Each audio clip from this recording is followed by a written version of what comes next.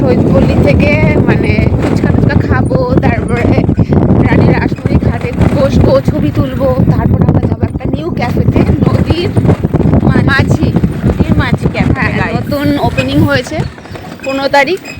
আর আজকে আমরা যাচ্ছি, কত তারিখ আজকে? 18। আজকে মনে হয় 18 তারিখ, আর এই ভিডিওটা আস্তে আস্তে মনে হয় 19 তারিখ হয়ে যাবে।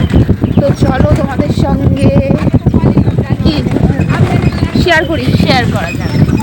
নদীর মাঝি ক্যাফেটা নিউ ওপেন হয়েছে। আমরা আজকে নতুন যাব, দেখতে কেমন আর কি খাবার দাবার কেমন, অ্যাম্বিয়েন্সটা কেমন, চলো দেখাবো তোমাদের। কি দেখো, কিন্তু গাইস এখানে সব কিছু ভালো, মানে রাস্তাঘাটটা একটু খারাপ, রাস্তা একটু না অনেকটাই খারাপ। তো চলো দেখে নাও রাস্তার অবস্থা।